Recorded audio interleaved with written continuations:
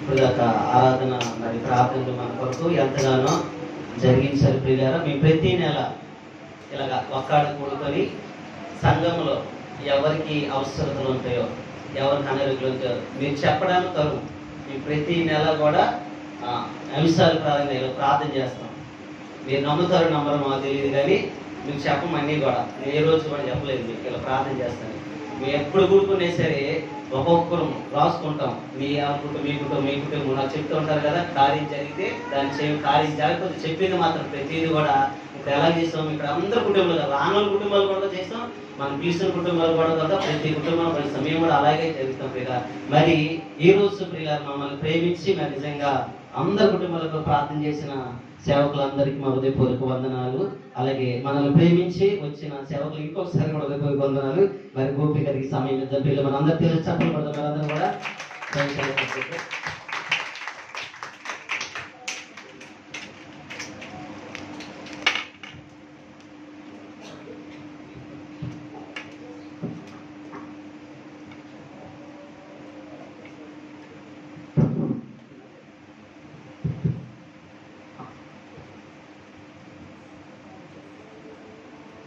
మన ప్రభు రక్షకుడు యేసుక్రీస్తు పరిశుద్ధనామమున తెలుసుకున్నాను. దేవాది ప్రకాశి కాబట్టి భద్రపరుచుకొని మనందరూ సజీవులకు స్థుతించి ఆరాధించే గొప్ప భాగ్యం ఇచ్చినందుకు ప్రతి ఒక్కరు మన కలిసి సంఘం స్తోత్రం చెల్లించుకుందామా? బాగున్నారా? అందరూ బాగున్నారా? మీకు బాగుంటారు. ఎందుకు బాగున్నారు మీరు? ఎందుకంటే సేవకులు మీ వరకు అనుదినం ప్రార్థన చేస్తామే కాదు, అందరినీ కలుపుకొని చెప్పినట్టుగా మరి ప్రతి నెల సేవకులుగా కూడుకుంటాం. ఒక చోట సేవకులుగా ఒకరోజు మా చర్చిలోని, ఒకరోజు యేసుపల్లి గారి చర్చిలో, ఒకరోజు జేమ్స్ గారి చర్చిలోని, ఒకరోజు మన రామకృష్ణ గారి చర్చిలోని అలాగా కూడుకొని ఒక్కొక్కరు కూడుకుని ప్రతి అంశం మీ గురించి, సంఘాల గురించి, సంఘ బిడ్డల అక్కర్ల గురించి అందరం కూడా మా సంఘాల గురించి ప్రార్థన చేస్తూ ఉంటాము. మీరు ఎంతో ధన్యులు. ఎందుకు అన్నాను ధన్య మాట అని అంటే, మొన్న ఒక వ్యక్తి నాకు కలిశాడు. ఒక వ్యక్తి కలిసి నేను అన్నాను, సరే నాకు టైం అవుతుంది, బుధవారం ప్రార్థన ఉన్నది, ప్రార్థనకి వెళ్ళాలి, సరే ఉంటాను కదా అంటే, ఏం బుధవారం కూడా ఉంటుందా ప్రార్థన అన్నాడు. బుధవారం కూడా ఉంటుందా ప్రార్థన అని చెప్పాడు. బుధవారం కూడా ఉంటుందా ప్రార్థన అంటే, బుధవారం ఉంటుంది, శనివారం ఉంటుంది, మళ్ళీ ఆయన ప్రత్యేక మన గురించి ఎట్లా ఉంటాను అంటే, మా సంఘంలో అలా ఉండదండి, మా చర్చిలో అలా ఉండదు. ఆదివారం వెళ్ళామంటే మళ్ళీ తలుపులు ఆదివారమే తీస్తారు అని. ఎప్పుడు ఆదివారం వెళ్ళామంటే మళ్ళీ ఆదివారమే తీస్తారు తలుపులు అని అన్నారు. మరి మధ్యలో మరి మీ పాస్టర్ గారితో కలవాలన్నా, మీ అక్కర్లు ఏమైనా చెప్పాలంటే టీవీలో కానీ ఫోన్లో కానీ చూస్తామండి అన్నారు. ఏమన్నారు? టీవీలో కానీ ఫోన్లో కానీ మా పాస్టర్ గారిని చూస్తారు. సరే మీరు పాస్టర్ గారిని చూస్తున్నారు, మరి పాస్టర్ గారు మిమ్మల్ని చూడాలంటే అంటే ఈ మాట మాట్లాడలేదు. కానీ ఎందుకు ఈ మాట జ్ఞాపకం చేశాను అని అంటే, దైవ సేవకులు ఎంతో ప్రయాసపడుతూ ఆ ఒక్క సేవకులు కదా, ఇక్కడ ఉన్న అందరూ కూడా సంఘం బాగోవాలని, అనేక బిడ్డలు కుటుంబ క్షేమంగా ఉండాలని, మరి సతీష్ గారి గురించి ప్రత్యేకంగా ప్రతి నెల వచ్చినప్పుడల్లా కూడా నేను చెప్పాల్సిన అవసరం లేదు, మీకు తెలుసు. మరి ఎంతగానో ప్రయాసపడుతున్నారు. మరి అట్లాంటి సేవకులను బట్టి ఒకసారి దేవుడికి స్తోత్రాలు చెల్లించుకున్నాము. తెలుసు కదా, కూర్చున్న వాళ్ళు ప్రతి ఒక్కరు కూడా భారం కలిగి పరిచయం చేసేవారే. మరి రూబెన్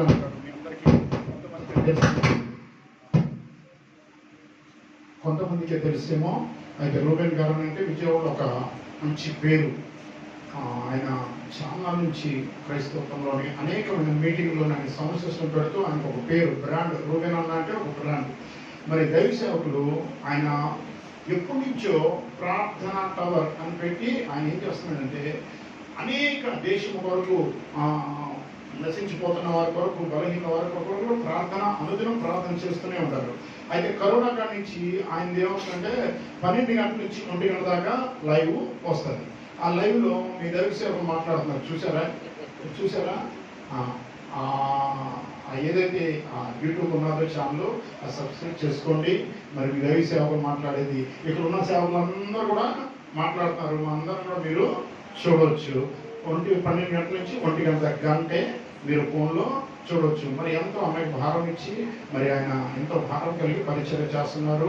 ప్రార్థన నశించే ప్రార్థన చాలా ప్రాముఖ్యమైనది. ప్రార్థన ఇల్లు తెలిసినోళ్ళే అది చేయగలుగుతారు. మరి అంతేకాదు ఎస్పల్లయ్య గారి లైవ్ వస్తుంది. ఇంకా అందరూ ఉన్నారు ఇక్కడ లైవ్ ఇచ్చేవాళ్ళు, జేమ్స్ గారు లైవ్ ఇచ్చేవాళ్ళే, నేను ఒక్కనే ఏముంది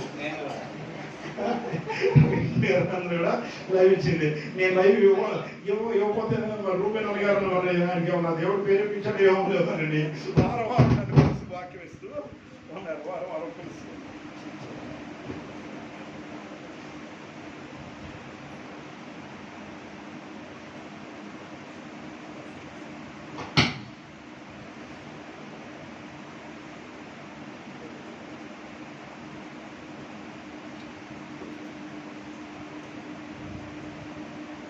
వారం వారం పిలుస్తూ మధుమేనా గారు ఎంతగానో వాక్యం చూపిస్తున్నారు. దేవుడు మనం గమనించామనంటే ఈసారి వచ్చేటప్పుడు మీ సైపు దేవసేవకు మాట అడుగుదాం అనుకుంటున్నాను. అడగమంటారా? వాళ్ళే కాదు, మీతో కూడా అడగాలి. హల్లెలూయా హల్లెలూయా. బాగా నాకు మా సంఘంలో ఏం అలవాటుపోయిందని నేను ఏ మాట మాట్లాడినా తిరిగి సమాధానం చెప్తా ఉంటాను. ఏంటంటే నేను ఏదడిగినా అడగమంటారంటే అడగండి గారు అని అంటారు. అలాగే మీరు కూడా నేను కొత్త మొహమే కాదు కదా, మీకు పాత మొహమే కదా, మీరు కూడా అట్లాగే ఉండండి. మనం ఇక్కడ ఏంటంటే ఒకరినొకరు సంభాషించుకోవాలి. ఒకరిని సంభాషించిన దేవుడు మీతో నాతోటి మాట్లాడతా ఉంటాడు అనమాట. మీతో ఎట్లా మాట్లాడు, నాతో అట్లాగే మాట్లాడుతూ ఉంటాడు. అయితే దైవశాఖలో మాట్లాడుతూ ఉంటున్నాను. ఎందుకని అంటే ఇప్పుడు సహోదరులు ఆరాధన చేస్తూ ఉంటుంటే అది పొద్దున్న చేయమన్నా చేసేలా ఉన్నారు ఆరాధన. మరి దేవుడు పేరున పాడని గల పాట వస్తూనే ఉంటుంది. వస్తుందా పొద్దున్న చేయమన్నా చేస్తూ ఉంటారు. ఈసారి ఇప్పుడు చూసింది కూడా ఆన్లైన్ ప్రేయర్ పెట్టుకుని పిలవమని అంటున్నాను. ఎందుకంటే రాత్రి అంతా కూడా దేవుడిని ఆరాధిద్దాము. ఇష్టం ఉన్నాము సార్, తప్పకుండా కూడా తిన్నామని మేము తెలుసుకున్నాం. రాత్రి మాకు ఇబ్బంది అయ్యారు అని అంటే కనీసం ఉదయం నుంచి సాయంకాలం దాకా ఆరాధన పెట్టేమనండి. ఇప్పుడు చూడండి, నాకు టైం ఇచ్చి 9 గంటలకు వదిలేసేయండి అయ్యారు అని అన్నాడు. 9 గంటలకు వదిలేసేయండి అన్నారు. ఇప్పుడు ఏం చెప్పాలి? ఇక నేను చాలా మాటలు చెప్దాం అనుకున్నాను కానీ ఏదైనా కానీ వాక్య భాగంలో చెప్పిపోదాము. ఈసారి సమయం ఎక్కువ తీసుకుని దైవసేవకులు ఇవ్వాలని చెప్పి కోరుకుంటున్నాను. సరే, పరిశుద్ధ గ్రంథంలో వచ్చి ప్రతి ఒక్కరు కూడా పరిశుద్ధ గ్రంథంలో వచ్చి 1వ రాజులు 19వ అధ్యాయం 20వ వచనం. పరిశుద్ధ గ్రంథంలో వచ్చి 1వ రాజులు 19వ అధ్యాయం 20వ వచనం. అతడు ఎడ్లను విడిచి ఏలియా వెంట పరిగెత్తి నేను పోయి నా తల్లిదండ్రులను ముందు పెట్టుకొని తిరిగి వచ్చి నిన్ను వెంబడించదని చెప్పి అతని సెలవు అడగా అతడు పోయి రమ్ము నా వలన నీకు నిర్బంధం లేదని చెప్పిన దేవుడి పరిశుద్ధ దీవించి ఆశీర్వదించిన గాక. కళ్ళు మూసుకొని చిన్న ప్రార్థన. కృపగల దేవ, మహిమ కలిగిన రాజా, మీకే వందనములయ్యా. అయ్యా, మరింతవరకు ప్రభా మీ ఆత్మచేత ప్రభా అయ్యా నా తండ్రి అనేక ఆత్మల వరకు ప్రార్థించి కృపనిచ్చారయ్యా. మిమ్మల్ని స్తుతించే భాగ్యం ఇచ్చారయ్యా. కల్పుని బలహీనయ్యా మీ నామలు నిలబడుతుందా మీ ఆత్మచేతను నింపి మీ అమూల్యమైన వాక్కుతో నన్ను కూడుకున్న బిడ్డలతో నింపమని యేసుక్రీస్తు పరిశుద్ధ నామమున తండ్రి ఆమేన్. దేవుళ్ళారా, దైవసేవకులందరికీ నేను వందనాలు కూడా చెప్పలేదు. ఈ కంగారులోనే పూర్వం దైవసేవకులు అందరూ కూడా ప్రత్యేకమైన వందనాలు చెల్లించుకున్నాను. నా పేరు చెప్తాను సమయం దేవుడి పేరు అందరికీ వందనాలు చెల్లించుకుంటున్నాను. ఈ సమయం నాకు ఇచ్చినందుకు. ఈయనకన్నా నేను గొప్పనేం కాదు, కానీ అంటే ఈరోజు లాటరీలో నా టికెట్ వచ్చింది అనమాట. ఏంటి వాక్యం చెప్తానికి 10 నెలల తిరుగుతా ఉంది చూడండి. లాటరీలో నా టికెట్ వచ్చింది సతీష్ గారి దగ్గర. అయితే ఆ లాటరీలో టికెట్ ద్వారా మీకు చెప్తున్నాను. హల్లెలూయా. ఇక్కడ గమనించామంటే ఇక్కడ ఇద్దరు సంభాషణ జరుగుతుంది. ఎంతమంది సంభాషణ జరుగుతుంది? ఇది స్పిరిల సమాజం చూడండి. ఇద్దరు సంభాషణ జరుగుతుంది. ఎవరిద్దరు అని అంటే షాబాతు కుమారుడైన ఎలీషా, ఆ గురువు అయిన ఏలియా. దేవుడికి స్తోత్రం చెల్లించుకున్నాము. అయితే దేవుడు పిల్లరా, ఇక్కడ ఏలియా అని పేరుకి అర్థం ఏంటంటే నా దేవుడే యెహోవా. ఏలియాకి అర్థం ఏంటి? నా దేవుడే యెహోవా. అయితే ఎలీషా పేరుకి అర్థం ఏంటి? దేవుడే రక్షకుడు. ఏంటది? దేవుడే రక్షకుడు. అయితే దేవుడు పిల్లరా, ఈ ఇద్దరు ఏమనుకోవాలంటే గురు శిష్యులు చెప్పుకోవాలి. హల్లెలూయా. దేవుడు ఏలియాతో ఏం చెప్పాడంటే, ఏలియా ఇదిగో నీ తర్వాత ఒక ప్రవక్తగా దేవుడు మానవులను ప్రేమించి, హల్లెలూయా, దేవుడు మానవులను ప్రేమించి ఆయన ఏం చేశారంటే ఆది నుంచి ఏం చేస్తున్నారంటే ప్రవక్తల్ని, యాజకుల్ని, నాయకుల్ని, రాజుల్ని, ఇలాగే ఏం చేశారంటే సేవకుల్ని, ఎవరో ఒకరిని ఏం చేశారంటే ముందు పెడుతూ ఉన్నాడు. ఎందుకని అంటే యజమాని లేకపోతే, అధికారి లేకపోతే, నాయకుడు లేకపోతే నడిచే వాళ్ళ మార్గం ఏమైపోతుందంటే తప్పుడు మార్గంలో వెళ్ళిపోతారు. అందుకోసం ఏం చేస్తున్నాడండి దేవుడు, ఎవరో ఒకరిని ప్రవక్తలైనా, యాజకులైనా, నాయకులైనా, రాజులైనా, సేవకులైనా అందరూ కూడా ఎవరో ఒకరిని ఏం చేస్తున్నాడంటే ముందు పెడుతూ ఉన్నాడు. ఈ యాజకులు, ప్రవక్తలు అన్ని కూడా పాత నిబంధనలు అయిపోయిన తర్వాత ఇప్పుడు ఎవరున్నారు అని అంటే సేవకులు నడిపిస్తూ ఉన్నారు. ఆ సేవకులే ఇక్కడ కూర్చున్న సేవకులు, ఆ సేవకుడే మీ సంఘ కాపరి. దేవుడికి స్తోత్రం చెల్లించుకున్నారు. అయితే ఆ రీతిగా నడిపే సమయంలోని దేవుడు చెప్పాడు, ఎలియాతో చెప్పాడు. ఏమని చెప్పాడంటే, ఇదిగో ఏలియా, నీ తర్వాత ప్రవక్తగా ఇశ్రాయేలు నడిపిస్తానికి ఒక ప్రవక్త కావాలి కాబట్టి నేను చెప్తున్న దగ్గరికి వెళ్ళి నువ్వేం చేస్తావంటే ఆయన నీ శిష్యుడుగా చేసుకో అని అన్నాడు. ఆ చేసుకున్నప్పుడు ఆయన వచ్చి ఏం చేశాడంటే 12 ఎడ్డులతోటంట పొలము దున్నుతూ ఉన్నాడు ఎలీషా. 12 ఎడ్డులతో పొలం దున్నుతున్నాడు. వచ్చి దుప్పటి తన మీద కప్పి ఇదిగో చెప్పాడు. ఏమని చెప్పాడంటే, ఇదిగో ఎలీషా, నువ్వు నన్ను వెంబడించు అన్నాడు. నువ్వు నన్ను వెంబడించాలండి. అప్పుడు చెప్తున్న మాట ఏంటంటే, అయ్యా నేను వెంబడిస్తాను, ఒక్క నిమిషం సెకండ్ మాకు సమయం ఇస్తే, కొద్దిగా సమయం ఇస్తే వెళ్ళి మా అమ్మ నాన్న ఏం చేస్తానంటే ముద్దు పెట్టుకొని వచ్చేస్తాను అని వాళ్ళకి చెప్పేస్తున్నాడు. సరే అలాగే ఎల్లు అన్నాడు. అది వీళ్ళిద్దరూ ఈ సాదృశ్యంగా మనం గమనించే ఆధ్యాత్మిక గమనించామనంటే వీళ్ళిద్దరూ 2 విధాలుగా కనబడుతున్నారు. ఎవరంటే ఎలీషా, ఎలీషా ఎవరు కనబడుతున్నారు? యేసు ప్రభులాగా కనిపిస్తున్నారు. సాదృశ్యంగా ఎలా కనిపిస్తున్నారు? యేసు ప్రభులాగా ఎలీషా కనిపిస్తున్నాడు, ఏలియా కనిపిస్తున్నాడు. ఎలీషా ఏమో సంఘం సాదృశ్యము కనిపిస్తుంది. ఎలా కనిపిస్తుంది? సంఘము. అయితే ఇక్కడ ఈ ఉద్దేశం ఎందుకు వీళ్ళిద్దరూ సంఘముగా యేసు ప్రభుగా కనబడుతుందంటే వీళ్ళిద్దరికి చాలా దగ్గర పోలిగా కనబడతా ఉంటది. ఎలాగా మనం గమనించామని అంటే హల్లెలూయా, యేసు ప్రభు వారి శిష్యులతో ఏం చెప్పాడంటే అందరినీ ఇదిగో నన్ను వెంబడించు అన్నాడు. పేతురైనా, యోహానైనా, ఆంధ్రయినా కానీ ఆ చేపలు పట్టుకుంటూ వాళ్ళు తుండుకుంటా ఉంటుండే. అప్పుడు వచ్చాడు, ఇదిగో నన్ను వెంబడించండి పేతురు, ఇదిగో నన్ను వెంబడించు ఆంధ్రయ్య అని పిలిచాడు. అని మరొక మాట చెప్పలేదు. మత్తయిని కూడా అలాగే మత్తయి నన్ను వెంబడించాడు. నేను మన ఒక మాట చెప్పకుండా ఏం చేశాడంటే వాళ్ళు వెంబడిస్తూ ప్రారంభిస్తారు. అలాగే ఏలియా కూడా ఏం చెప్పాడంటే ఎలీషా నన్ను వెంబడించు అని ఆయన కూడా మారు మాట మాత్రం చెప్పకుండా ఆయన కూడా వెంబడిస్తాము ప్రారంభించాడు. దేవుడికి స్తోత్రం చెల్లించుకున్నాం. రెండో విధానం చూసుకుంటే ఇదిగో ఏలియా రోషము కలిగిన ప్రవక్త అంటారు. ఏమంటారు? మీరు రోషంగా చెప్పట్లేదండి, చాలా నీరసంగా చెప్తున్నారు. ఏలియా ఎట్లాంటాడు? రోషం కలిగిన ప్రవక్త అంటారు. అలాగే యేసు ప్రభు గారు రోషం కలిగిన ప్రవక్త. ఎలాగనంటే ఇదిగో ఆహాబు తప్పు చేసినప్పుడు, యెజబెలు తప్పు చేసినప్పుడు వెళ్ళి గద్దించి అక్కడ విగ్రహారం జరుగుతుంటే రండి మీ అంతా నా అంతా చూసుకుందామని చెప్పాడు. దేవుడికి స్తోత్రం చెల్లించుకున్నాము. అలాగే మందిరంలోని వ్యాపారం జరుగుతున్నప్పుడు, పాపము జరుగుతున్నప్పుడు యేసు ప్రభు కూడా ఊరుకోలేదు. కొరడా తీసుకొని దుమ్ము దులిపేశాడు. ఇక్కడ కూడా ఇద్దరు ఒకలాగానే కనిపిస్తున్నారు. దేవుడికి స్తోత్రం చెల్లించుకున్నాం. మూడోది గమనించామంటే దేవుడి బిడ్డలారా, యేసు ప్రభు వారు పరిచర్యకు వచ్చే ముందు 40 రోజులు ఉపవాసం ఉన్నారు. ఎన్ని రోజులు ఉన్నారు?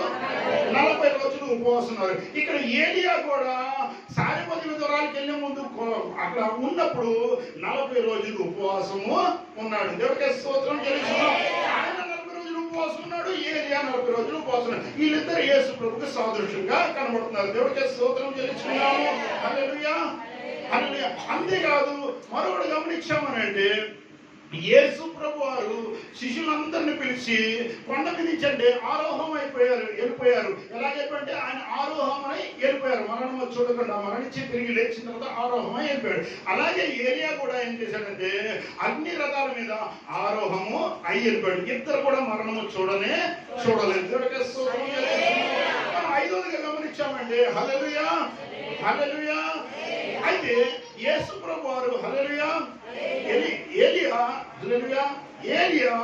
ఎలీషాతో ఏం చేశాడంటే నాకు 200 ఆశీర్వాదం కావాలన్నప్పుడు ఆయన దుప్పటి కప్పి ఆయనకు 200 ఆశీర్వాదము ఇచ్చాడు.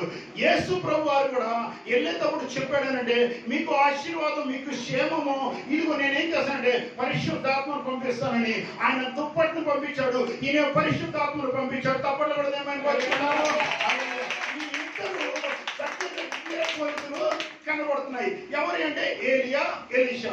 ఏలియా ఎవరన్నాను? యేసు ప్రభువారు. ఎలీషా ఎవరన్నాను? సంఘము. అయితే వీళ్ళిద్దరు ఎందుకు వెంబడిస్తున్నాడు?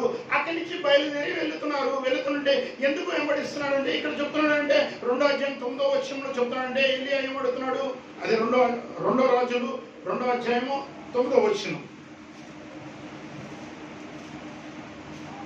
వారు దాటిపోయిన తరువాత ఏలియా ఎలీషాను చూసి నేను నీ యొద్ద నుండి తీయబడక నుంచి తీయబడక ముందు నీ కొరకు నేనేం చేయాలి దాన్ని నడకమని చెప్పగా ఎలీషా నీకు కలిగిన ఆత్మలో 2 పాలు నా మీదకి వచ్చినట్టు దయచేయమని దేవుడికి స్తోత్రం చెల్లించుకున్నాము. ఇప్పుడు సంఘం అడుగుతుంది యేసు ప్రభుతోటి. ఏమడుగుతున్నాడంటే యేసు ప్రభు అడుగుతున్నాడు సంఘముతోటి, సంఘమా నీకేమి కావాలి అని అంటే ఇప్పుడు మీరందరూ మీరందరూ కూడా సంఘమే కదా. హల్లెలూయా. మీరందరూ సంఘమే కదా, మనమందరూ సంఘమే. హల్లెలూయా. అయితే యేసు ప్రభు అడుగుతున్నాడు సంఘమా నీకేం కావాలంటే, ప్రభువా ఇదిగో నాకు ఒక 3 అంతస్తులు 5 అంతస్తులు బిల్డింగ్ కావాలి, ప్రభువా నాకు ఒక కారు కావాలి, ప్రభువా నాకు ఒక వడ్డానం కావాలి, ప్రభువా నాకు ఒక నెక్లెట్ హల్లెలూయా నాకు నెక్లెస్ కావాలి అని మనం అందరం కూడా మన పక్కింటోళ్ళు చుట్టాలు బంధువులు వాళ్ళు కొన్నాయో వాళ్ళు ధరించినాయో అవన్నీ చూసుకొని ఏం చేస్తాండి ఆ ఆలోచనలో ఉంటాం. హల్లెలూయా. ఆలోచన ఉండవు. కానీ దేవుడు బిడ్డలారా ఇక్కడ ఆత్మీయతగా మనం ఆలోచించాలి. మన ఆత్మీయతగా ఉన్న వారమే. మనం ఎట్లాంటి వారము అంటే లోకస్తులము కాదు. లోకాన్ని ఇచ్చి మనం ఏమయ్యామంటే వేరు చేయబడ్డాం. దేవుడికి స్తోత్రం చేస్తాం. సంఘము కోరికలు ఏమన్నారంటే 2 అంతల ఆత్మ నాకు కావాలి, ఏం కావాలి? 2 అంతల ఆత్మ కావాలి అనండి.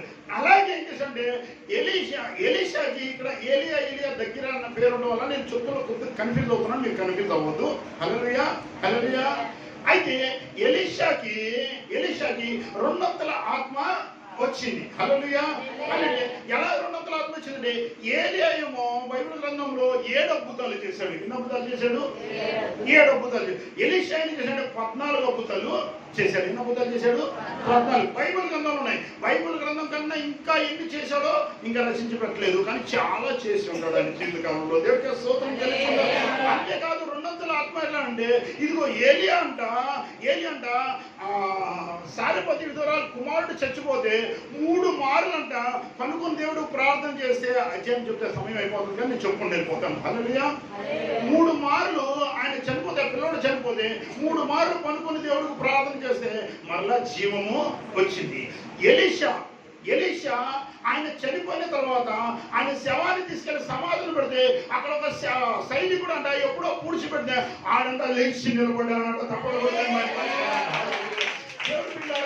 యేసు ప్రభు చేసిన దానికన్నా శిష్యులు గొప్ప కార్యములు చేశారని ఉన్నది. దేవుడికి స్తోత్రం చెల్లిస్తున్నాము.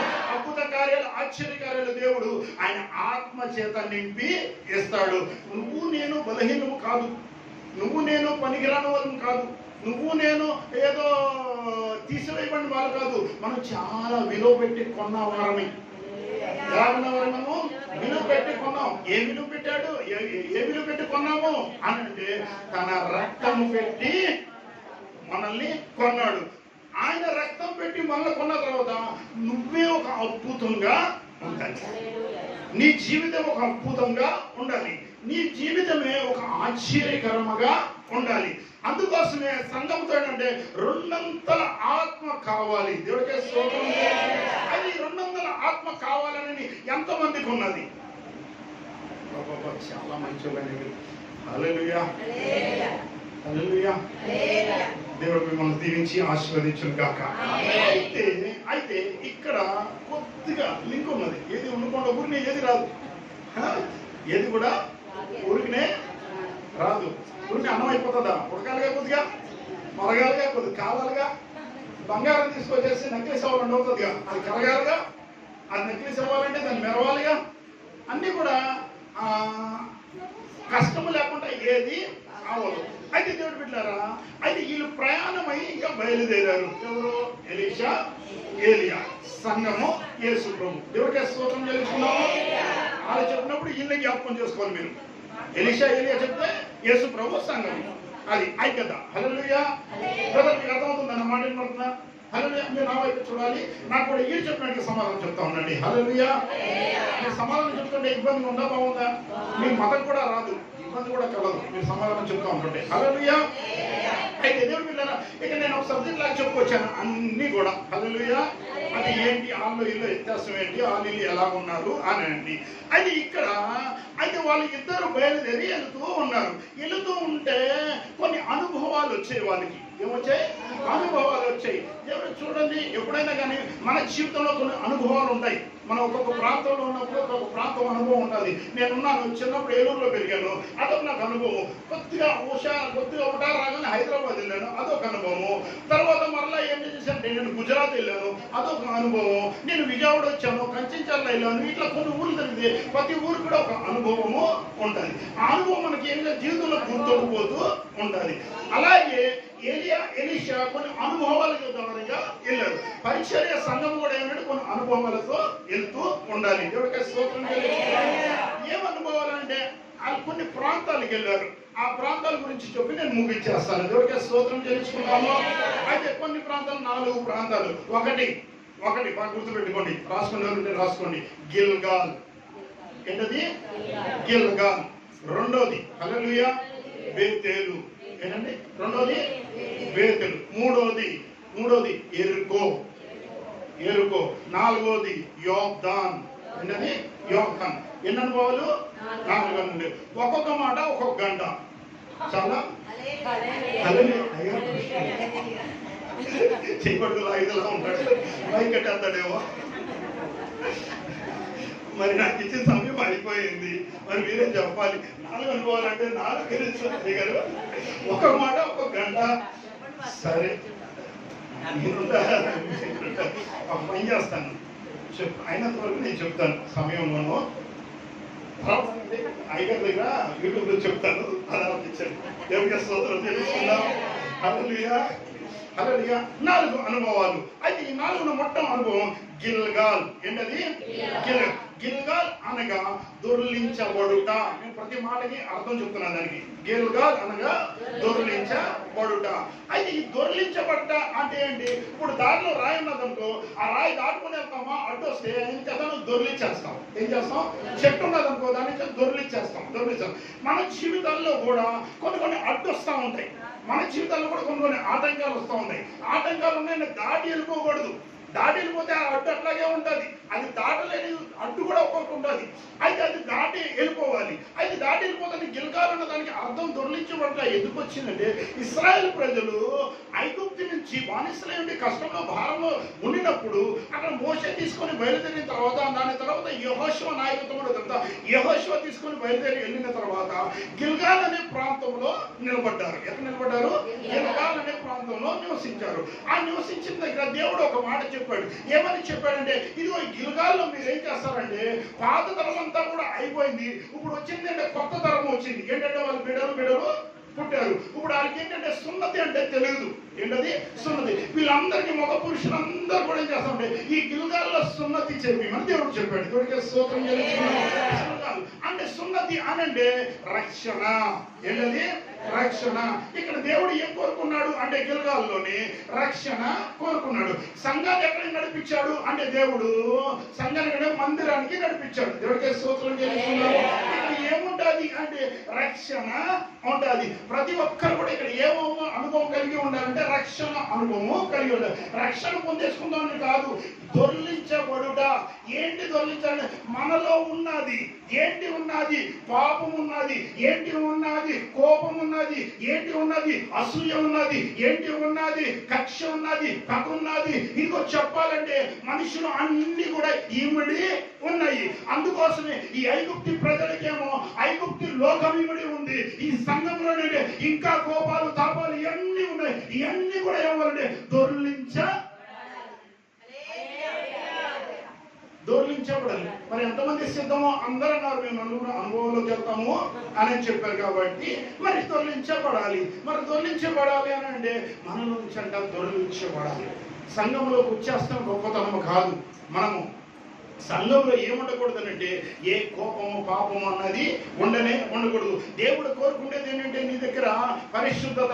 ఎందుకంటే ఆయన పరిశుద్ధుడు. నీ దగ్గర కోరుకునేది కూడా ఆయన పరిశుద్ధతే. ఎందుకంటే ఆయన పరిశుద్ధుడు కాబట్టి నేను ఎలా పరిశుద్ధనే ఉన్నానో నువ్వు అలా ఉండమని అన్నాడు. అపోస్తలుడైన పౌలు చెప్తున్నాడంటే ఇదిగో నేను క్రీస్తుని పోలి నడుస్తున్నాను, మీరు కూడా క్రీస్తుని పోలి నడవని అని అన్నాడు. అలా నడవగలుగుతున్నామా?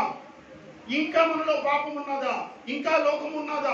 ఇంకా కోరికలు ఉన్నాయా? అవన్నీ కూడా మన దగ్గర ఏమంటే దొర్లించబడాలి. వస్తుంటా ఉంటే మనం గమనించామంటే ఇదిగో సమయాలు చెప్పాడు. ఏమని చెప్పాడంటే ఇదిగో మోయాబు ప్రాంతానికి వెళ్ళి మీరు అందరూ కూడా ఏం చేస్తారంటే సౌలుతో చెప్పాడు, మొత్తం కాల్ చేసి ఆ రాజును కూడా మీరు హతం చేసి వచ్చేయండి అని చెప్పాడు. ఎవరు సౌలు చెప్పాడు. ఎవరికి? సమయాలు చెప్పాడు సౌలుకి. అయితే ఈ సౌలు ఏం చేశాడంటే ఇల్లంట ఆ ప్రాంతం అంతా కాల్చేసి దాంట్లో శ్రేష్టమైన అన్ని కూడా అంట తీసుకొని వచ్చాడు. అంతేకాదు రాజును కూడా అర్థం చెయ్యండి అంటే ఆ రాజు పేరేనంటే హల్లెలూయా ఆగాకు. ఏం పేరు?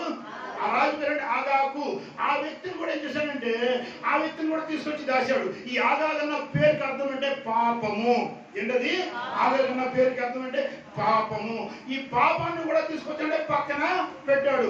దేవుడి బిడ్డలారా, అతము చేసేయమన్న తర్వాత అతము చేసేయాలి. దాన్ని తొలగించమన్నా తొలగించాలి, తొలగించాలి. కానీ నీ ఇష్టము నా ఇష్టం ఏం చేస్తాంటే పాపాన్ని అట్లంటే పూర్తిగా మనం దొరికించట్లేదు. కొద్దు కప్పు ఏం చేస్తామంటే స్వేర్గా ఏం చేస్తామంటే ఏదో మంచినీళ్ళు బాటిల్ పెట్టుకున్నట్టుగా, బిస్కెట్ ప్యాకెట్ పెట్టుకున్నట్టుగా, చాక్లెట్ పెట్టుకున్నట్టుగా పాపాన్ని ఏం చేస్తామంటే పక్కన కొద్దిగా పెట్టుకుంటూ ఉన్నా. దేవుడికి అది నచ్చదు, దేవుడికి అది ఇష్టం. రాహేలంట అయ్యా నువ్వు దేవుడు పట్టణానికి మా తల్లిదండ్రుల దగ్గరికి వెళ్ళదామని అంటే అక్కడ పట్టణం తీసుకున్నట్ట మంచిలో గంపులో దాచేసుకున్నట్ట. ఏం చేసింది రాహేలు? మూటలో దాచేసిందంట. తండ్రి వచ్చి చెప్తున్నాడు, ఇదిగో మా దేవతల ఫోటో తీసుకొచ్చేసారు. ఎవరు తీసుకొచ్చారు? మా దేవత విగ్రహాన్ని తీసుకొచ్చారంటే మాకు తెలియదు అనంటే రాహేలు ఎంత తెలియగలదంటే ఆ మూట మీద పెట్టేసి దాని మీద కూర్చొని నేను ఇప్పుడు బయటకు వెళ్ళి దాన్ని నన్ను అడ్డుకోవద్దు, నన్ను ఇక్కడి నుంచి లాగొద్దు అని అంటున్నాక ఏంటి రాహేలు పెట్టుకున్నది? శాపం తెచ్చుకుంది మధ్యదారిలోనే. దేవుడు మనం ఏం చెప్తున్నాడంటే ఒక అనుభవంలోకి రావాలి. ఏ అనుభవంలోకి? దొర్లించే అనుభవంలోకి. ఏం దొర్లించాలో మనలో ఉన్న ఏదైతే పాపం ఉన్నదో, ఏం పాపం అంటే నేనేమన్నా ఆ తప్పు చేస్తున్నానా, నేనేమన్నా దొంగతనం చేసేస్తున్నానా, నేనేమన్నా చేసేస్తున్నానంటే దేవుడు అది చేస్తామే పాపం కాదు. దేవుడి మాట వినకపోయినది పాపమే. ప్రతి ఒక్కరు కూడా గమనించాల్సింది పాపమే. ఆ పాపాన్ని మనము తొలగించేసేయాలి. ఆ పాపాన్ని తొలగించేయాలి. ఒక వ్యక్తి అంట, ఒక బాబా, ఒక స్వామీజీ అంట జనాలు పాపలు ఎక్కువైపోయారని ఆయన దగ్గర ఒక టికెట్ పెట్టాడట. ఏం టికెట్ అంటే ఇదిగో మీరు పాపాలన్నీ తొలగిపోవాలంటే నా దగ్గర టికెట్ ఉన్నది కొనుక్కోండి అన్నాడంట. ఏమన్నాడు? టికెట్ ఉన్నది కొనుక్కున్నాడంట. అందరు పొలోమని వెళ్ళి ఈరోజు ఫ్రీ అదేమంటాం సులువుగా పనులు అయిపోవాలని చూసేవాళ్ళు కదా. అందరు కూడా సులువుగా పనులు అయిపోయారు. ఎవరో నీళ్ళు చూపుతున్నారు, బలోమని పరిగెడదాం. వాళ్ళకి అర్థమవుతుంది అన్నీ చూస్తున్నాడు, ఇల్లు తిరిగించుకున్నారు. ఇంట్లో నీళ్ళు లేవా? నీళ్ళు చూపుతున్నాను, కప్పు నూనె చూపుతున్నానని వెళ్ళిపోతున్నారు, మూడు చూపుతున్నానని వెళ్ళిపోతున్నారు. రకరకాల అది ఎందుకు చెబుతున్నారో, ఎందుకు చేస్తున్నారో అది నీకు పశ్చాత్తాపం పాపం రావాలని నాకు చేసినట్టుగా ప్రార్థన చేయి. నువ్వు మందిరంలో చేస్తావు, ఇంట్లో చేస్తావు, వ్యాపారాల దగ్గర చేస్తావు, ఎక్కడ చేస్తావు, ప్రార్థన చేయి. దేవుడు నేను పట్టుకుంటాడు, దేవుడు నేను ప్రార్థనలు చేస్తాడు, నేను స్వస్థపరుస్తాడు, నీ కార్యములు చేస్తాడు. అట్లా కాకుండా ఎక్కడెక్కడో వెళ్ళిపోతున్నారు. ఆ బాబా దగ్గర అంటే అట్లాగే 50 రూపాయలు టికెట్ అనండి. అందరు పొలోమని లైన్ కట్టేసేసి పాపం పోతానికి టికెట్ అంటే అని 50 రూపాయలు టికెట్ పెట్టుకుని అందరూ కొనుక్కున్నారు. హల్లెలూయా. పాపం పోతానికి 50 రూపాయలు టికెట్ పెట్టుకొని కొనుక్కున్నారు. ఒక వ్యక్తి వచ్చాడంట. హల్లెలూయా. ఒక వ్యక్తి వచ్చాడంట, నాకులాంటాడు. హల్లెలూయా. వచ్చాడంట, నాకు 2 టికెట్లు కావాలండి అన్న 100 పరిస్థితి 2 టికెట్లు తీసుకున్నాడు. ఏం చేశాడు? 2 టికెట్లు తీసుకున్నాడు. 2 తీసుకుంటే సరే తీసుకో, 2 టికెట్లు కావాలన్నా కానీ అది 2 టికెట్లు ఇచ్చాడు. 2 టికెట్లు ఇచ్చేసిన తర్వాత ఇంకా బాబాకి ఫుల్ కలెక్షన్ అయిపోయింది. మూట చుట్టుకున్నాడు, మూట చుట్టేసుకున్నాడు, డబ్బులు అంతా తీసుకొని ఇంకా బయలుదేరి వెళ్ళిపోతాడంట. చీకటి పడ్డది. ఒక అడవి ప్రాంతంలో ఎలాంటి ప్రాంతంలో వెళ్ళాలి. ఆ ప్రాంతంలో వెళ్ళినటువంటి ఒక దొంగ వచ్చేసాడు. ఒక దొంగ వచ్చేసేసి కత్తి పెట్టేసి రే మూట తావాలే చంపేనా అని అంటాడు. మూట తావు చంపేనా అని అంటే అరే నువ్వెవడో బాబు నా మూట తీసుకుంటానన్నావు, నేను ఇప్పుడు దాకా కష్టపడి సంపాదించింది ఇప్పుడు తీసేస్తానంటే లేదు ఆ మూట ఇస్తే ఊరుకుంటా, లేకపోతే నేను పొడిచేస్తా అంటే అరే పాపం అంటుకుంటుంది రండి, నాకు పాపం అంటుకోదుగా అని అంటాడు. అన్నాడు నా పాపం ఎందుకు అనుకుంటారంటే నువ్వే 2 టికెట్లు అన్నావు నాకు. ఒకటేమో చేసిన పాపానికి, ఇప్పుడు చేసే పాపాన్ని కూడా ఇంకో టికెట్ తీసుకున్నాను అడవసరం. చేసే పాపాన్ని కూడా అడవ తీసుకున్నాడు. టికెట్తో పాపం పోతుందా? నీతో పోతుందా? ఇంకా చెప్పాలంటే చాలా చాలా చాలా చాలా అది వితరణ విచ్చేస్తాం కాదు, కానీ క్రైస్తవం ఏమైపోతుందంటే ఆకర్షణకి గురైపోతాం. ఇప్పుడు వచ్చేటప్పుడు సేవకులు మేము అదే సంభాషణ చేసుకున్నాం. వాళ్ళకి మోసపోయేవాడు ఉన్న దాకా మోసగిస్తానే ఉంటారు. జడుపులేదా వాక్యమే మనకి ఆధారం. మన సేవకుడే మనకి ఆధారం. మన సేవకుడు ఏ మార్గంలో నడిపించాడో ఆ మార్గంలో సత్య మార్గంలో నడిచేవారుగా ఉండాలి. అంతేకాదు వాక్యాన్ని పరిశోధించి మనం నడవాలి. ఈ గిల్గాల్ అనే ప్రాంతాన్ని వీళ్ళు దాటుకుంటూ వెళ్ళారు. అంటే గిల్గాల్ అనే ప్రాంతం దూరం ఇచ్చేశారు. ఇశ్రాయేలు ప్రజలందరూ కూడా అక్కడ చేశారు, సున్నతి చేయించుకొని వాళ్ళ రక్షణ పొందారు. దేవుడికి స్తోత్రం చేయించుకున్నారు, రక్షణ పొందారు. రెండోది వెళ్ళిపోదాం. రెండవ ఎవరు లేరు. మళ్ళీ అక్కడి నుంచి చెప్తాడు ఎలియా చెప్తాడు ఎలీషా ఇదిగో నాకు దేవుడు పిలుస్తున్నాడు, ఇదిగో బేతేలికి వెళ్ళమన్నాడు, నేను బేతేలికి వెళ్తాను, నువ్వు వెళ్ళవయ్యా అని అన్నాడు. అనంటే అప్పుడు ఎలీషా అన్నాడు లేదు గురుగారు మీరు ఎక్కడికి వెళ్తే నేను అక్కడికి వస్తాను, నేను మాత్రం ఆగనంటారు. ఎంత మంచి సంఘం అండి. హల్లెలూయా. సేవకుని వెంబడించిన సంఘము చాలా తక్కువ ఉంటారు. మీరందరూ కూడా చాలా మంచి వాళ్ళు. ఎందుకంటే మీరు సేవకుని వెంబడిస్తున్నారు. దేవుడికి స్తోత్రం. ఇప్పుడు ఎక్కడికంటే బేతేలికి వెళ్ళమన్నాడు. ఏమన్నాడు? బేతేలు అనే పేరుకి అర్థం అంటే దేవుని ఇల్లు. ఏంటది? దేవుని. ఎప్పుడైతే పాపం దొరికించామో దేవుడి ఇంట్లో ప్రవేశిస్తాడు. ఎక్కడ ప్రవేశిస్తాడు? పాపము తొలగించామో సంఘంలో ఉండి పాపం ఉన్న దేవుడి ఇంట్లోకి వెళ్ళినట్టు కాదండి. మనలో ఉన్న దేవుడి ఇంట్లో కాదు. ఎప్పుడైతే నీలోంచి పాపం అయిపోతాడు నీ హృదయంలో దేవుడు వస్తాడు. అదే దేవుడి ఇల్లు. దేవుడికి బేతేలు అనగా దేవుడు ఇల్లు. అయితే ఈ బేతేల్లో ఏం జరిగిందంటే అబ్రహాము బలిపీఠం కట్టాడు. బేతేలు ఏం కట్టాడు? అబ్రహాము బలిపీఠం కట్టాడు. తన మనవడైన యాకోబు బలిపీఠం కట్టాడు. అక్కడ ఏం చేశాడు? బేతేలు అని పేరు పెట్టాడు యాకోబు. దేవుడికి స్తోత్రం చేశాడు. ఆ ప్రాంతంలో అబ్రహాం బలిపీఠం కట్టాడు. తర్వాత యాకోబు తల్లిదండ్రులు విడిచిపెట్టేసేసి హల్లెలూయా లాబాను దగ్గరికి వెళ్ళేటప్పుడు బేతేల్లో నివసించాడు. ఆ నివసించినప్పుడు ఏ ఒక్కరు కూడా లేరు, ఏకాగ్యం ఉండిపోయాడు. ఆ రాత్రికాలం ఒక రాయి తీసుకొని పనుకున్నప్పుడు దేవుడి దర్శనం వచ్చింది. దేవతలు వచ్చారు. వాళ్ళందరూ కూడా పైకి కిందకి ఎక్కుతున్నారు. ఇచ్చిన మీద చూశాడు. అక్కడ చూసి అమ్మో దేవుడు నాతో ఉన్నాడని అక్కడ బేతేలు అని పేరు పెట్టాడు. దేవుడికి స్తోత్రం చేయలేదు. బేతేలు అని పేరు పెట్టి ఏం చేశాడంటే అక్కడ ఒక వాగ్దానం చేశాడు. ఏం చేశాడు? వాగ్దానం ఏం చేశాడు అంటే నాకు తినటానికి అన్నం, ఏంటది కట్టుకోవటానికి వస్త్రాలు, కొనుక్కోవటానికి కొద్దిగా నీడ ఉండే ప్రభువా నువ్వు నన్ను ఆశీర్వదిస్తే నా పొదవందు తీసుకొచ్చి నీకు ఇస్తాను అని చెప్పాడు. దేవుడికి స్తోత్రం చేసి హిందీలో అంటారు కదా, ఏమంటారు? మనిషికి ఏం కావాలరా బాబు అంటే రోటీ కపడా మకాం. ఏంటది? మీకు వచ్చా హిందీ? వచ్చు. ఒకసారి చెప్పండమ్మా. రోటీ కపడా ఒక మనిషికి కావాల్సిందే ఇదే. దాని తర్వాత ఉన్నాయని మన కోరికలే. హల్లెలూయా. ఈ 3 ఉంటే చాలు. కానీ దాని తర్వాత ఉన్నాయని కూడా కోరికలే. అయితే ఇక్కడ యాకోబు అదే ప్రార్థన చేశాడు, నాకు తినడానికి ఆహారము, ఉండటానికి నీడ, కట్టుకోవడానికి వస్త్రాలు ఉంటే చాలు ప్రభువా, నన్ను ఆశీర్వదించి నీ తీసుకొచ్చి 10వ వంతు వచ్చేస్తాను అన్నాడు. అన్నవాడు ఏమైపోయాడంటే 21 సంవత్సరాలు 20 సంవత్సరాలు ఏమైపోయాడు? మర్చిపోయిన తర్వాత దేవుడు జ్ఞాపకం చేశాడు. హల్లెలూయా. అని జ్ఞాపకం చేశాడు. ఎప్పుడంటే మరలా తీసుకొని మరలా తండ్రికి వెళ్ళిపోతా ఉంటుంటే, తండ్రి ప్రాంతానికి వెళ్తా ఉంటుంటే వాళ్ళు ఎక్కడంటే షెకెము అనే ఒక ప్రాంతంలో నివసించారు. ఏం చేశారు? షెకెము అనే ఒక ప్రాంతంలో నివసించారు. షెకెము అనే ప్రాంతంలో నివసిస్తే తన కుటుంబంతో ఉన్నప్పుడు ఆ కుటుంబంలోని కుమారులందరూ కూడా పనిచేస్తానికి వెళ్ళినప్పుడు కుమార్తెకి ఒక కోరిక పుట్టిందంట. ఏమనుకోండి? ఈ దేశపు రాణిని చూడాలి అని కోరిక పుట్టిందంట.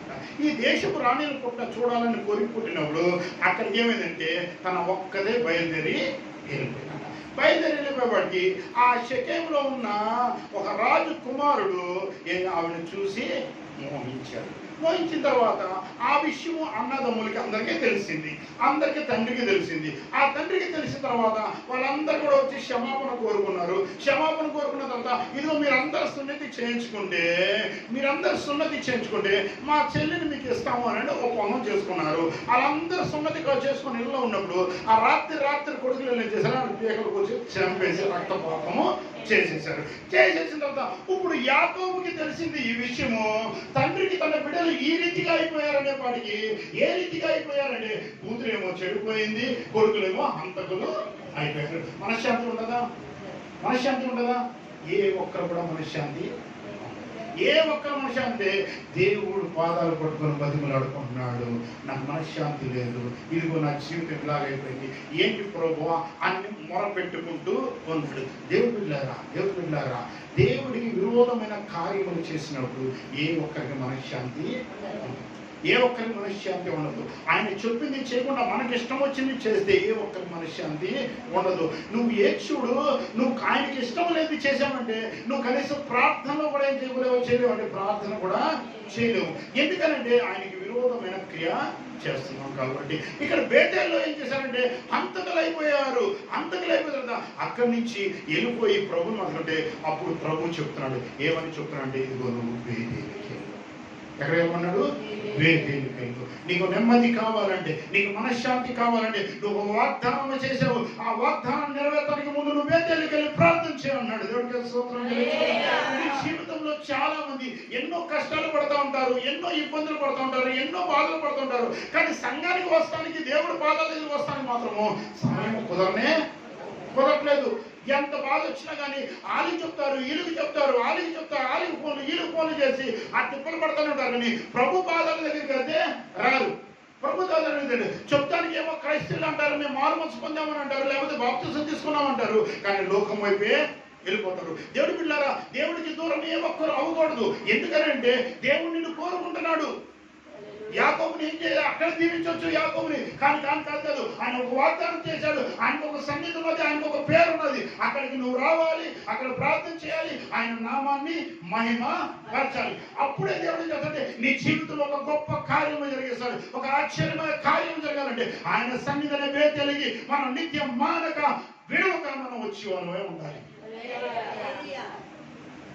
ఒక వారం వస్తే ఒక వారం వస్తే రెండో వారంలో అనేకమైన కారణాలు వస్తూ ఉంటాయి. దేవుడు ఏం చెప్పాడు? పునరుద్ధాన దినము ఆయన కొరకు దేవుడే 6 రోజులు చేసి 7వ రోజు పునరుద్ధానం కేటాయిస్తే మనం మాత్రం మన అక్కర్లు కూడా ఏం చేస్తామంటే మనకి ఇష్టం వచ్చినట్టుగా ఉంటున్నాం. కోపం రాదా దేవుడికి? వారం అంతా తింటున్నాడు. హల్లెలూయా. ఒక వ్యక్తి దగ్గర తింటే 7 రూపాయలు ఉన్నాయంట. ఎన్ని ఉన్నాయి? 7 రూపాయలు ఉన్నాయి. హల్లెలూయా. మరొకసారి తప్పకుండా వచ్చుకున్నాం.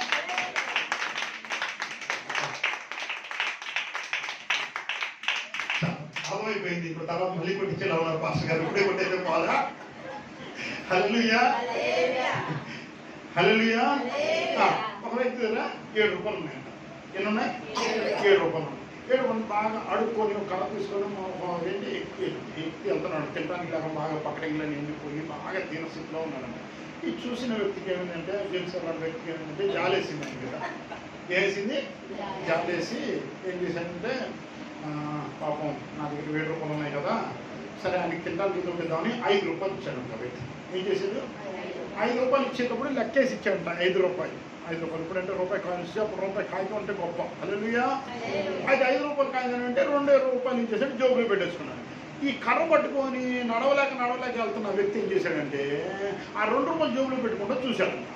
ఈ విచ్చే అయ్యా ఏదైనా కొనుక్కొని హోటల్ దగ్గర ఆగి బ్రెడ్ గిడ్డ కొనుక్కొని తినయ్యా, నీ పరిస్థితి చూస్తుంటే బాగోలేదు అని జాలి పొంది 5 రూపాయలు ఇచ్చి 2 రూపాయలు పెట్టుకుంటే, హల్లెలూయా, ఆయన తిరిగి వెళ్తుంటే ఆ కర్ర పెట్టుకున్న వాడికి ఏమైందంటే, ఆ కర్ర పట్టుకున్న వాడికి అత్యాశ పుట్టింది. ఏం ఆశ పుట్టింది అంటే ఆ 2 రూపాయలు కూడా తీసేసుకుంటే బాగుంది కదా. వెనక నుంచి వెళ్ళి ఆ కర్ర పట్టుకుని దవేమని తల మీద కొట్టేపడికి ఆ రక్తం వచ్చి ఆయన అక్కడ పడిపోయాడు. ఆ జేబులో 2 రూపాయలు కూడా తీసుకొని ఎంతవరకు న్యాయం ఉంటారు? హల్లెలూయా. ఎంతవరకు న్యాయం ఉంటారు చెప్పండి. న్యాయం కాదు కదా. ప్రభు మనకి 7 రోజులు ఇచ్చాడు. 5 రోజులు కష్టపడమన్నాడు. ఎందుకంటే 5 రోజులు ఎందుకంటే గవర్నమెంట్ ఎంప్లాయీ 2 రోజులు సెలవు ఉన్నాయి. 5 రోజులు మిమ్మల్ని ఫుల్గా ఆశీర్వదిస్తున్నాడు. జీవించండి, సంపాదించుకోండి, తినండి, అన్నీ కూడా వారం అంతా పనిచేసుకోండి అని ఒక్క రూపాయి ఏంటని 1 రూపాయి నా దగ్గర పెట్టుకుంటాను అన్నాడు. అంటే 1 రోజు నా కొరకు కేటాయించండి అని అన్నాడు. మనం ఏం చేస్తామంటే ఆ 1 రూపాయి కూడా ఆయన దగ్గర ఉండకపోతుంది. మనం తల మీద కొట్టాను. ఇప్పుడు వెళ్దాం లేదా? ఆదివారం ఎంతమంది వస్తున్నారు? ఎంతమంది అయిపోతున్నారు? అందరూ వస్తున్నారా? దేవుడికి స్తోత్రం. ఒకసారి మిమ్మల్ని బట్టి మీరే తప్పడం. దేవుడి పిల్లరా, ఎందుకు చెప్తాను, దేవుడి ఇల్లు చాలా ప్రాముఖ్యమైనది. అప్పుడు బేతేలుకు వచ్చిన తర్వాత యాకోబు తన కుటుంబం అంతా కూడా గొప్ప దీవెనతో ఆశీర్వదించబడింది. ఈ ఎక్కడి నుంచి ఎక్కడికి వెళ్ళారంటే ఎలీషా ఎలియా బేతేలు ఆ గిల్గాలు అనుభవం నుంచి దేవుడి సన్నిధిని బేతేల్లోకి వెళ్ళిపోయారు. ఇప్పుడు మూడోదిగా వెళ్ళారు. మళ్ళీ చెప్పాడు, ఎలీషా చెప్పాడు, ఇదిగో ఎలియా నువ్వు ఆగిపో, ఇదిగో దేవుడు నన్ను ఎరుకోరమ్మన్నాడు. ఏమన్నాడు? ఎరుకోరమ్మన్నాడు. ఎరుకో వెళ్తాను, నువ్వు ఆగిపోనంటే లేదు గురుగారు నేను మీ అంటే వస్తానన్నాడు. నేను మీ అంటే వస్తాను అనంటే అక్కడి నుంచి ఎక్కడికి వెళ్ళి ఎరుకో వెళ్ళారు. ఎక్కడికి వెళ్ళారు? ఎరుకో. ఎరుకో అనగా ఈత చెట్లు పట్టణము. హల్లెలూయా. పరిమళ గల పట్టణము అని అర్థము. ఎరుకో అనగా ప్రతి ఊరు ప్రతి ప్రాంతానికి అర్థం చెప్తున్నాను, గుర్తున్నాయి కదా. కొంచెం గిలగాలి ఏంటి? దొర్లిప్ప పడత. బేతేలికి ఏంటి? దేవుని ఇల్లు. ఎరుకో పట్టణంగా పరిమళ గల పట్టణము. ఏంటది? పరిమళ గల పట్టణము. అంతేకాదు దానికి మరొక శాపకర్థమైన పట్టణము. ఏంటది? శాపకర్థమైన పట్టణము. ఎందుకు శాపకర్థ పట్టణం అని అంటే దేవుడి పనిలో ఉన్నతమైన స్థితిలో ఒక వ్యక్తి ఉన్నాడు. ఆ వ్యక్తి ఏం చేశాడంటే కిందకంట దిగిపోతున్నాడు. ఎక్కడి నుంచి దిగిపోయాడు? యెరూషలేము నుంచి ఎరుకోకి దిగిపోతుందంట. దిగేటప్పుడు ఏమైంది? దొంగలు వచ్చారు, కొట్టేశారు, బట్టలు తీసుకున్నారు, పడేసి వెళ్ళిపోయారు. అందుకోసం ఏంటంటే ఉన్నతమైన స్థితిలో ఉన్న మనమే ఎప్పుడు కూడా కిందకి దిగే స్థితిలోకి రాకూడదు అని అంటారు. దేవుడికి స్తోత్రం తెలుసు. అది ఈ పరిమళ గల పట్టణము. అయితే ఈ పరిమళ గల పట్టణానికి ఏమున్నది అని అంటే చుట్టూరు ఒక గోడ ఉన్నది. ఏమున్నది? చుట్టూరు గోడ ఉన్నది. ఇప్పుడు ఆ ఎరుకో వెళ్ళాలంటే ఏం చేయాలంటే ఆ గోడ దాటి వెళ్ళాలి. ఆ గోడ దాటడానికి ఆస్కారం లేదు. ఎందుకనంటే ఆ గోడ ఎంత ఉంటుంది అంటే ఇంచుమించు 17-18 అడుగులు గోడ ఉండాలి. ఎంత ఉంటుంది? 17-18 అడుగులు గోడ ఉండాలి. దాని కింద లోతు ఎట్లా ఉంటుంది అంటే కింద నేల మీద ఉండదు. దాని కింద ఏంటంటే ఒక కాలంలాగా లోతు ఉంటుంది. అది ఎంత ఉంటుంది? ఇంచుమించు 6-7 అడుగులు లోతు ఉంటుంది. ఇప్పుడు 6-7 అడుగులు లోతుకి వెళ్ళి మళ్ళీ 17 అడుగులు గోడ ఎక్కగలుగుతారా? ఎక్కలేదు. బేతేలని ప్రభువైన యేసుక్రీస్తు వారి ఇంట్లోకి వెళ్ళిన తర్వాత అంత సుఖమయమో అనుకోకూడదు. చాలా మంది ఏమనుకుంటారు, యేసుప్రభు దగ్గర రోగాలు పోతాయండి, యేసుప్రభు దగ్గర వెళ్తే మా అప్పులు పోతాయండి అయ్యానండి. పోతాయి, అవి పోగా ఉండవు. కానీ కొన్ని ఏంటంటే ఆటంకాలు వస్తాయి. అది జయించాలి. ఎలా జయించాలంటే దేవుడు చెప్తున్నాడు. ఏమని చెప్తున్నాడు? ఇదిగో ఎరుకో గోడ కూడా నువ్వు తొలగిపోవాలంటే యెహోషువ నువ్వేం చేస్తావంటే యాజకుల మీద మందసం పెట్టు, ఇదిగో లేవీయులకు అందరూ బోరలు ఇవ్వు, మీరందరూ 6 రోజులు 6 సార్లు తిరగండి, 7వ రోజు 7 మార్లు తిరిగి దేవుడికి స్తుతులు చెల్లించండి, అప్పుడు నేను గొప్ప కార్యము చేస్తాను అని అన్నాడు. ఒక సంఘంలోని మీకు వచ్చిన ఇబ్బందులు, మీకు వచ్చిన కష్టాలు, మీకు వచ్చిన వ్యాధులు, మీకు వచ్చిన రోగాలు, మీకు వచ్చిన ఏదైతే ఆపదలు ఉన్నదో అది ఎలా చేయించాలి అని అంటే మనకి ఇందాక ఆరాధన చేసినట్టుగా ఎల్లప్పుడూ సంఘము స్తుతుల ద్వారా ఆరాధన ద్వారా దేవుని మహిమపరుస్తూ ఉంటుండే అవి పెద్ద కోట కూడా కాదు, పేక మేడలాగా కూలిపోతాయి.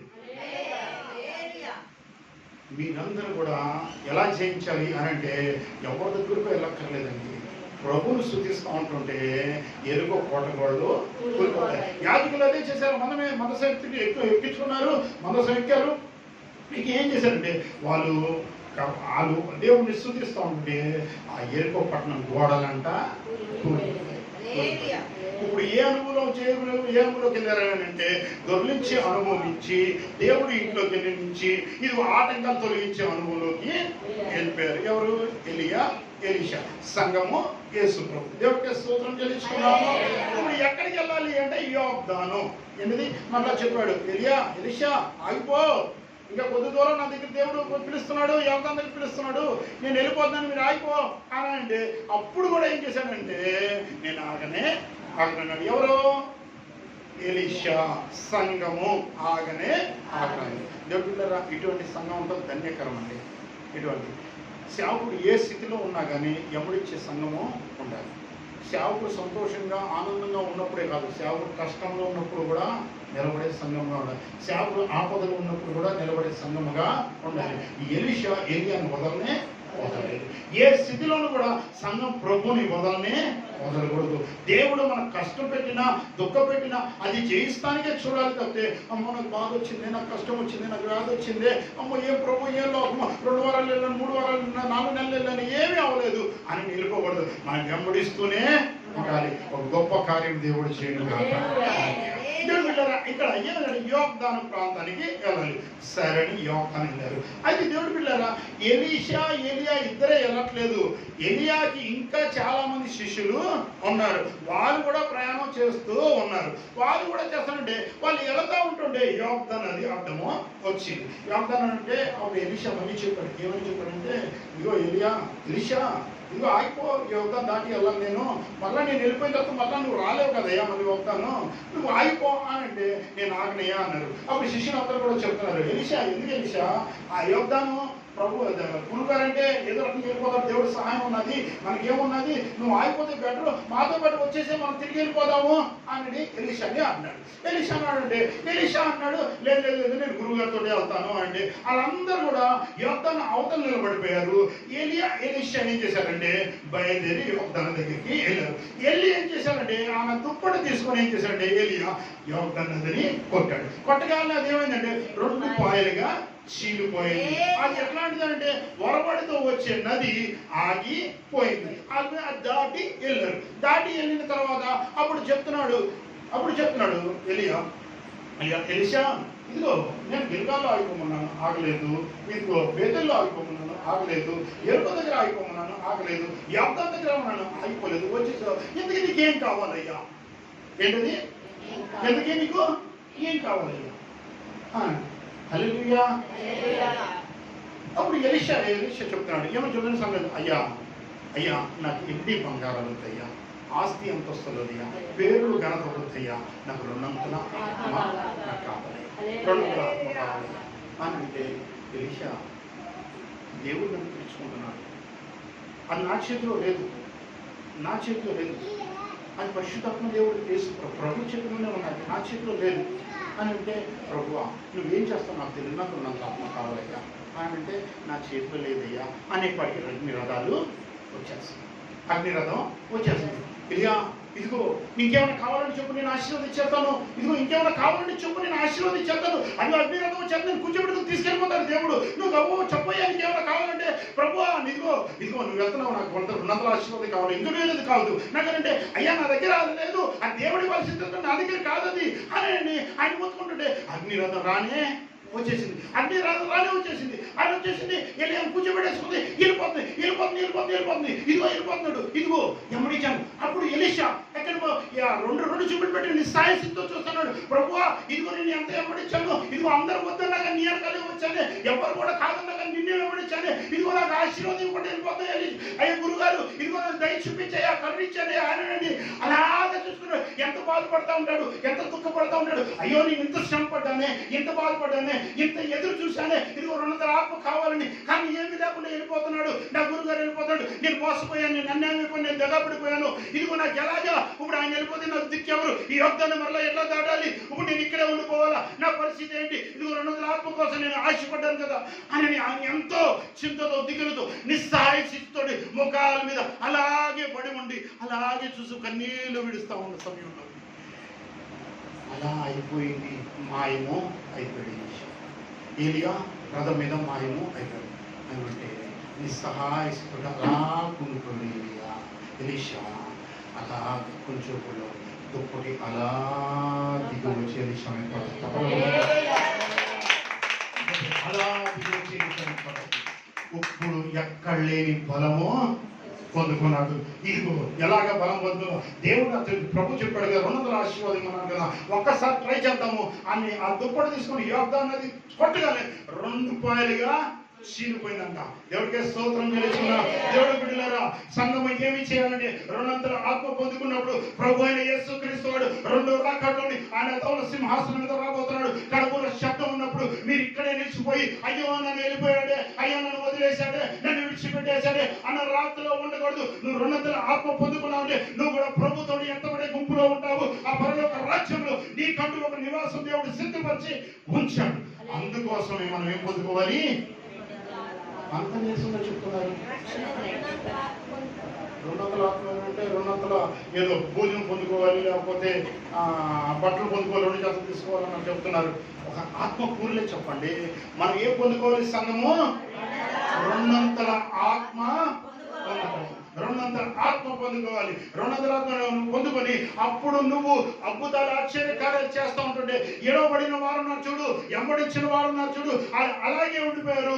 ఎలీషా మాత్రము గొప్ప కార్యములు చేస్తూ ఒక చరిత్రలో నిలిచిపోయాడు. తప్పకుండా నీ జీవితం నా జీవితం ఎలీషా సంఘముగా యేసు ప్రభు మన ముందుగా మనమందరూ కూడా రెండంతల ఆత్మచేత నింపబడి అద్భుతాలు చేసేవారిగా ఉండాలి. ఏ అనుభవంలోకి రావాలి మీరు చూపేస్తే నేను గుర్తించేస్తాను. హల్లెలూయా.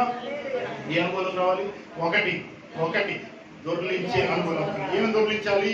మన పాత రోగ జీవితాన్ని దొర్లించాలి. లోనున్న కోపాన్ని, పగని, కక్షని, దేశాన్ని అన్ని కూడా దొర్లించాలి. సహజమేనా? జరుగుతుందంటారా? అది పక్కింటి కొద్ది చెప్పొచ్చు మన ఇంట్లో పడగానే ఎక్కడ తీసుకోవాలి ఏమో తోసుకున్న గుస్సారన్నావా?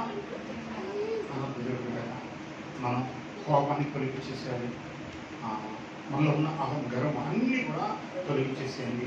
రెండోది ఎక్కడికి వెళ్ళాలంటే ఆయన ఇంట్లోకి, బేతేలు అనే ఇంట్లోకి వెళ్ళాలి. బేతేలు అనే ఇంట్లోకి ఉన్నప్పుడు ఆటంకాలు వస్తూ ఉంటాయి, కొన్ని శ్రమలు వస్తాయి, కష్టాలు వస్తాయి. ఆ కష్టాలు ఎలా జయించాలి? ఎరుపు పట్టణం గోడ పెంచినట్టుగా శుద్ధులతో జయించాలి. శుద్ధులతో జయించిన తర్వాత దేవుడు ఎక్కడికి తీసుకెళ్తాడంటే యోగ్యానికి తీసుకెళ్తాడు. ఎందుకు తీసుకెళ్తాడు ఏంటంటే రెండంతల ఆశీర్వాదము ఇస్తానికి. రెండంతల ఆశీర్వాదం. నువ్వు ఇంకా రక్షణ పొందలేదేమో, ఇంకా బాప్తిస్మం అనే నీటిలోకి వెళ్ళట్లేదేమో, ఇదిగో ఈరోజు మీలో ఎవరన్నా కానీ ఇంకా రక్షణ పొందకపోతే యోగ్యం అనే అనుభవం దగ్గర కూడా వెళ్ళిపోండి. నిత్యంగా పరలోక రాజ్యానికి మిమ్మల్ని వారసులు చేయను గాక. చిన్న ప్రార్థన చేసుకున్న కళ్ళు మూసుకుంటే కృపాసత్య సంపన్నుగా ఆయన కలిగిన రాజా, ఇంతవరకు కూడా మీ ఆత్మచేత మమ్మల్ని నడిపించినందుకు మీకు ఇస్తున్నాను. ఎత్తబడిన వాక్యం ప్రతి హృదయంలో ఫలింపచేయండి ప్రభా. నా తండ్రి ఎలీషా ప్రభా అనుభవాల నుంచి మాతో మాట్లాడేందుకు మీకు ఇస్తున్నాను. అయ్యా నా తండ్రి ఆత్మాభిషేకంపై నుంచి రెండంతల ఆత్మ ఈ సంఘము ప్రతి సంఘము పొందుకొని మీ రాకటలు ఎత్తబడి గురువులో ఉండడానికి సహాయం తెచ్చేయమని యేసుక్రీస్తు పరిశుద్ధ నామమున తండ్రి ఆమేన్.